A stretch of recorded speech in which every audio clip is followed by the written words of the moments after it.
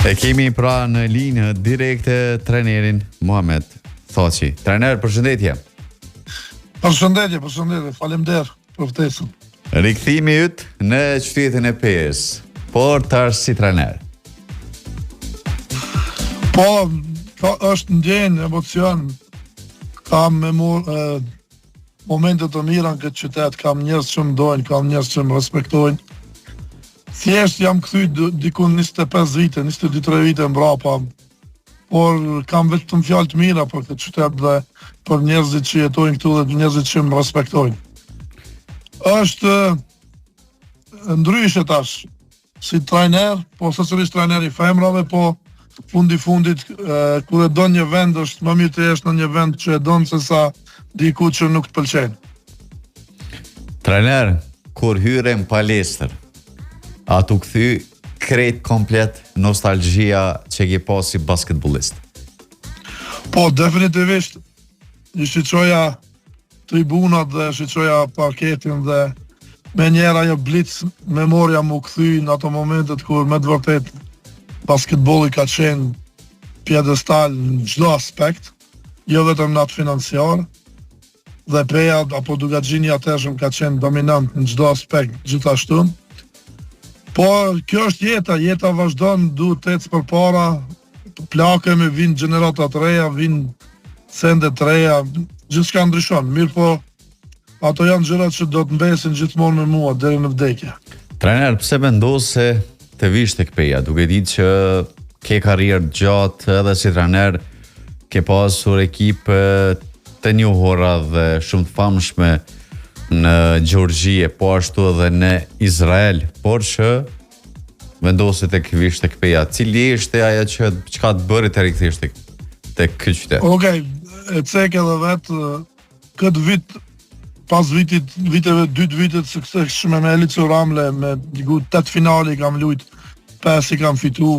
Dihet që Elico Ramle është një ndër ekipet më të mira në Europë. Si vjet e pata vendosur që të pushoj dhe të marrë një rol tjetër me një ekip në qytetin ku jetoj në Izrael, është si menaxher general apo drejtor sportiv, se thjesht isha pak i lodhur nga trajnerllëku, edhe pse vjet i kam luajtur gjitha finalet dhe gjitha i kam humbur, po jo për shkak se s'kemi luajtur mirë, po për shkak lëndimeve ndryshme.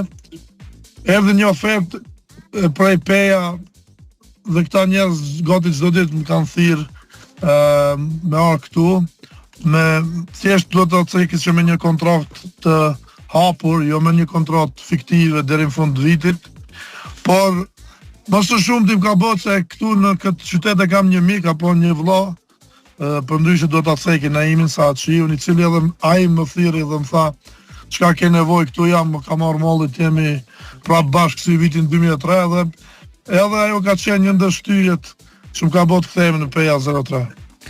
Trener, e di që është pak sa e vështirë, por si trener punës, sepse nuk e bën trener llokun vetëm në brenda skuadrës apo edhe po e ke edhe gjatë pushimit, sepse e ke edhe djalin të cilin luan basketbollist, është basketbollist, bëhet fjalë për Metin.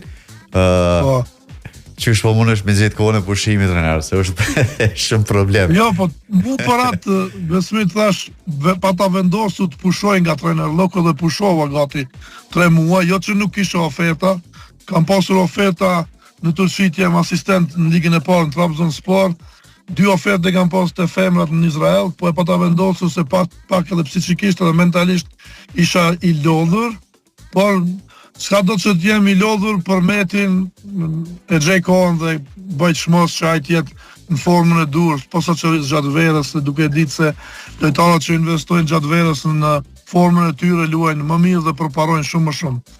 Unë jam i dashuruar në basketbol, unë jetoj me basketbol, marr frymë me basketbol, por ndonjëherë edhe unë kam nevojë për pushim.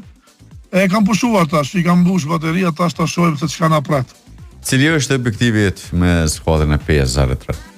Po, e dim që Peja 03 ka pasur një ekip shumë kualitativ, edhe pse ka shumë largime tash nga ekipi, edhe me ardhen time, po edhe 2 lojtarë të reja kanë ardhur. Besoj që do na duhet pak më shumë kohë të jemi në atë formën që kemi nevojë, por ne do të tregojmë lojrat dhe do të luftojmë maksimum për çdo trofe që ndoshta do ta shkruajmë historinë të sjellim disa trofe 5-0-3 që besoj që nuk ka fituar asnjë deri tash.